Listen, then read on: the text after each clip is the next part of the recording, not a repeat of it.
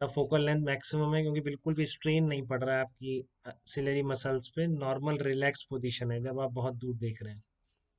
ठीक है। तो when object is an infinity then light is focused by the lens on retina, hence f maximum किसके बराबर होगी, distance between lens and retina. अब आता है डिफेक्ट्स ऑफ विजन। तो हमारी आईज में क्या क्या डिफेक्ट जनरेट होते हैं। जरूरी नहीं है सारे एज के कारण हो, बेटा एज के कारण तो एक रेस बायोपिया होता है, वो मेनली एज के कारण होता है। बाकी शुरू से भी हो सकते हैं, डेवलप भी हो सकते हैं, कुछ भी हो सकता है।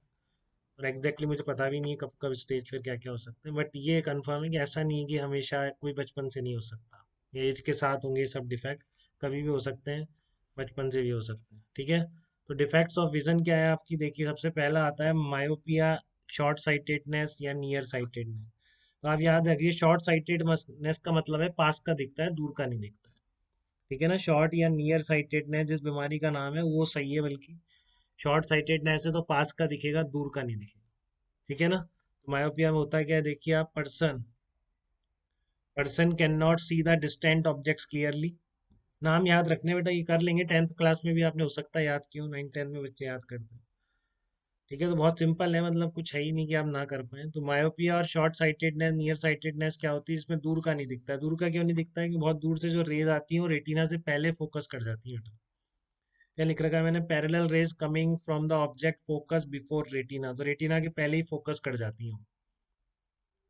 तो इस तरह से आपको पहले ही कन्वर्ज हो जा रही हैं, तो आपको दूर डाइवर्ज करना है थोड़ा इनको। तो इसलिए इस बीमारी के लिए आप क्या यूज करते हैं, कॉनकेव लेंस यूज करते हैं, डाइवर्जिंग लेंस यूज करेंगे। Diverging lens is use to remove this defect.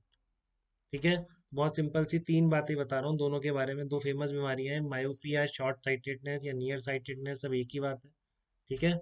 दूसरी बीमारी का नाम है आपके, इधर कर लेंगे तो, हाँ दूसरी बीमारी है आपके फार साइट, ये आपकी शॉर्ट साइटेडनेस होगी, दूसरी फार साइटेडनेस या हाइपरमेट्रोपिया होगी। देखिए उसका भी देख लेते हैं अभी अपन। हाइपरमेट्रोपिया क्या होता है, तो हाइपरमेट्रोपिया में उल्टा हो जाएगा। हाइपरमेट्रोपिया मतलब होता है फार साइटेडनेस, तो उसमें आपको क्या होगा, दूर का दिखाई देगा। जिस बीमारी का जो नाम है नियर साइटेडनेस है, तो पास का दिखता है, दूर का नहीं दिखता।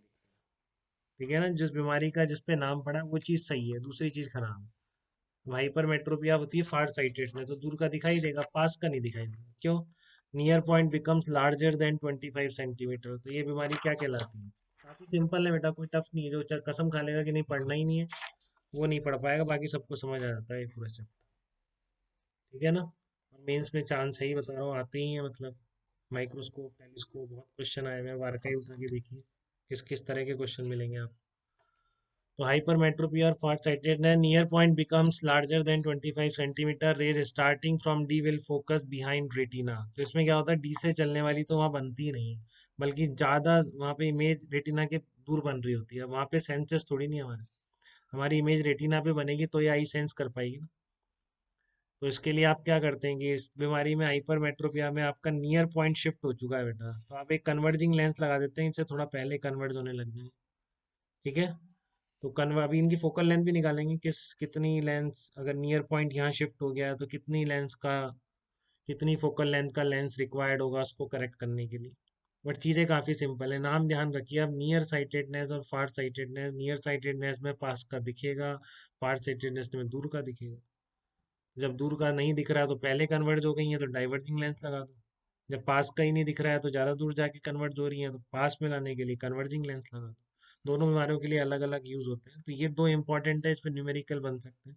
बाकी दो जस्ट थ्योरेटिकल हैं, रेस बायोपिया, ये क्या होता है, एक तरह का हाइपरमेट्रोपिया ही होता है बिल्कुल ही, but this occurs when the ciliary muscles become weak and even in their most strained situation are not able to reduce focal length to appropriate value। मैंने सब कुछ लिख दिया बेटा, इससे आपको और कहीं से ना पढ़ना पड़े। ठीक है ना, बोर्ड वोर्ड सबका यहीं से कंप्लीट हो जाता है बिल्कुल। तो रेस बायोपिया क्या होता है, this occurs when the ciliary muscles become weak and even in their most strained situation are not able to reduce focal length to appropriate value. Hypermetropia जो एज के साथ हो रहा है, इसमें सिलरी मसल्स वीक हो गई, that is called presbyopia. ठीक है ना। तो far sightedness develop in this way is called presbyopia. Ciliary muscles के एज के साथ वीक हो जाने की वजह से जो फार साइटेडनेस डेवलप हो रही है, दैट इज कॉल्ड ड्रेस बायोपिया। एक और नाम लेता है एनसीईआरटी वाला, तो आप भी ले लीजिए। एक होता है एस्टिग्मेटिज्म, होता है एस्टिग्मेटिज्म। क्या होता है आपको? एस्टिग्मेटिज्म होता है कि आपको ये ग्रिड इस तरह की प्रॉपर नहीं दिखती है, कि मतलब वर्टिकल लाइंस हो सकता है सही फोकस हो रही हो तो हॉरिजॉन्टल लाइन का फोकस बिगड़ जाता है। तो इस तरह के ऐसे स्क्वायर गिड आपको इस तरह से कुछ टिल्टेड दिखती है, दिस अकर्स। ये मेनली डिफेक्ट होता है कॉर्निया की, जो स्फेरिकल शेप होती है वो डिस्टॉर्ट हो जाती है। तो कॉर्निया की स्फेरिकल शेप डिस्टॉर्ट होने की वजह से होने वाला डिफेक्ट कौन सा होता है? एस्टिग्मेटिज्म होता है। इसमें सिलरी मसल्स का रोल नहीं है। ठीक है ना? कॉर्निया अगर डिफेक्ट होगा तो focusing between two perpendicular plane become different, this can be corrected. और इसके लिए आप क्या कैसा लेंस यूज करते हैं? सिलेंड्रिकल ही लेंस यूज करते हैं। अपन पढ़ते हैं स्फेरिकल है तो पता नहीं कैसा होता है सिलेंड्रिकल। ठीक है, तो अपन में ध्यान रख सकते हैं कि एस्टिग्मेटिज्म में सिलेंड्रिकल लेंस यूज किया जाता है। तो इसका आंसर बताइए आप मुझको। What focal length should the reading spectacles have for a person? समझदारी से बताएंगे, थोड़ा भी अपने आप करिए एक बार, कि आपके स्पेक्टिकल्स की फोकल लेंथ क्या होगी for a person for home the least distance of distinct vision is 50 centimetre. तो इस तरह की प्रॉब्लम आती है कि किस तरह का लेंस यूज करना चाहिए उसको रिमूव करने के लिए, उसकी फोकल लेंथ पूछ लेता है। तो आप क्या बताना चाहेंगे इसमें, बताओ।